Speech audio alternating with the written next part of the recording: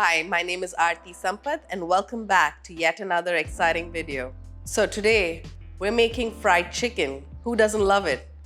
But you'll be seeing my version. So let's get started. To start fried chicken, we're going to break down our own chicken. And I have this beautiful 1.5 kg chicken here right in front of me. All right, to get started, we want to make an incision right between the breast and the thigh, right through the skin. And this should just glide through, and then we'll just twist this around there to expose the thigh bone. And you have the oyster right here, so you want to make sure you cut it out through the bone. You see that? And then it's super simple from here. Just pull right off, and there we have the first piece. I'm going to make a cut right between the thigh and the leg.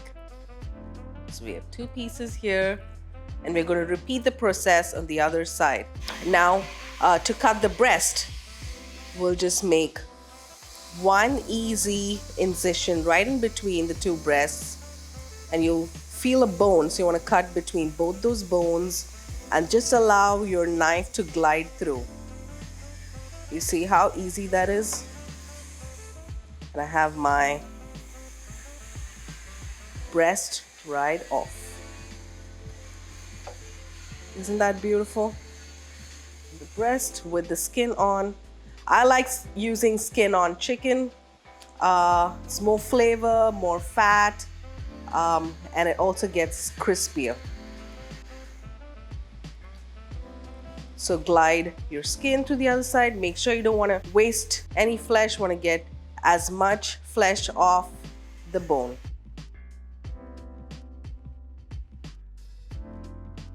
You can trim off the excess fat. You have this beautiful piece of breast.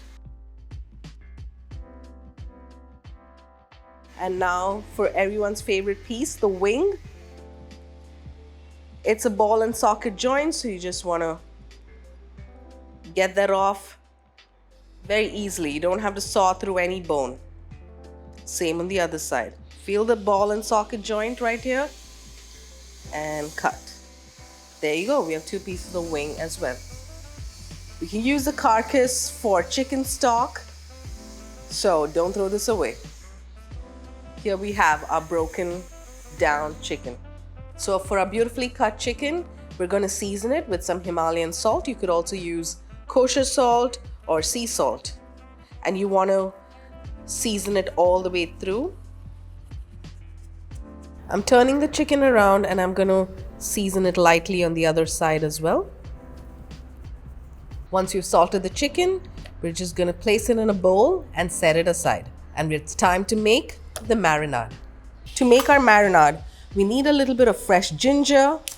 Peeling the ginger off with a spoon. I'm just going to add that to my mixer. I also have some fresh turmeric, which I'll just cut off the skin, expose that beautiful golden flesh. Turmeric is so good for you. I try to add it in all the food that I eat. So some fresh turmeric. And then one chili. You could use a Thai bird chili, red or green. So I'm just adding one. 3 cloves of garlic, a handful of curry leaves. Then pick some beautiful leaves of mint. Half a bunch of cilantro goes in to the mixer. Homemade yogurt. You can of course use Greek yogurt or any plain yogurt. So 2 tablespoons of that.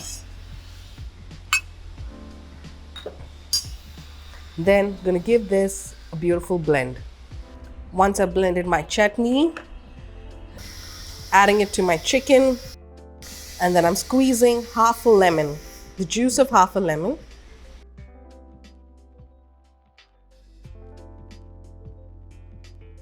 And then I'm mixing the chicken. Make sure it's marinated. And then we can leave this to marinate overnight, or you can marinate for at least 2 hours before we use them. So I'm going to put it in the fridge.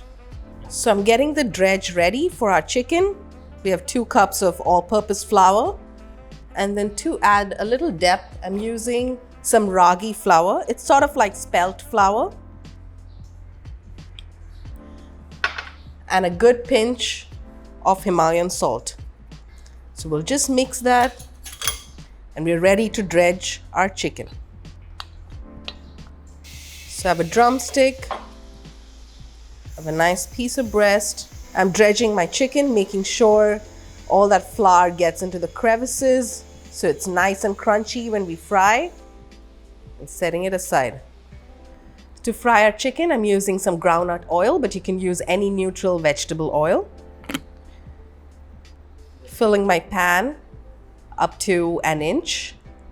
Our oil is heating up at 350 degrees Fahrenheit, and once it gets to that temperature, we can drop our chicken in. Our chicken has been marinated overnight. It's been dredged with our spelt flour and whole wheat flour with a pinch of salt, and we're ready to fry once this oil heats up.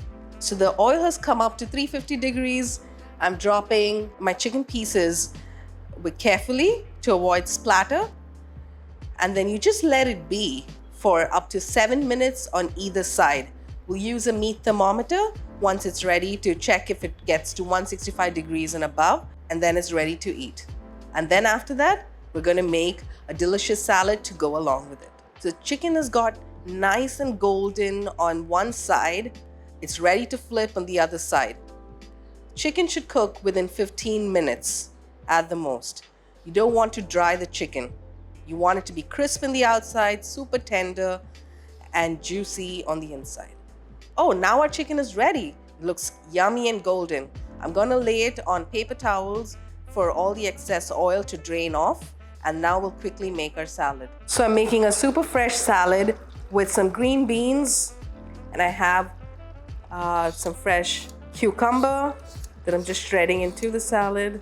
Just gonna peel some ribbons of cucumber and some ribbons of carrot. Just adding a touch of palm sugar, or jaggery as we call it, but you could also use maple sugar or brown sugar. Squeeze of half a lime, a pinch of salt, a little bit of avocado oil, or you could use sesame oil if you like, or olive oil. Just gonna mix it up and finish off with some cashews that I roasted earlier with ghee. And now it's ready to go with our chicken. All right, now I'm ready to plate my chicken. Definitely want to use a drumstick and the thigh. And I think I'll use the breast as well.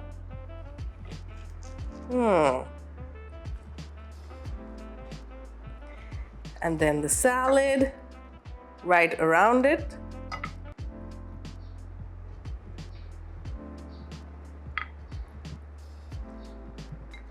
All those crispy cashews on top.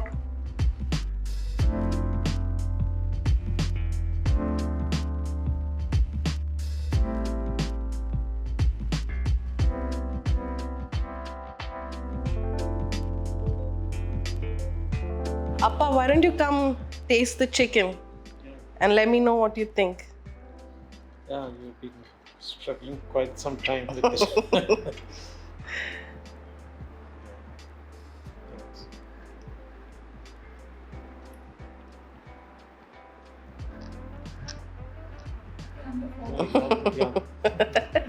Great.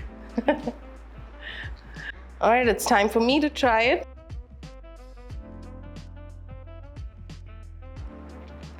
So these flavors remind me of how my grandma would make fried chicken. She would use old leftover chicken. She would dredge it in some cornstarch and she would cook it with, and it would just have turmeric and salt.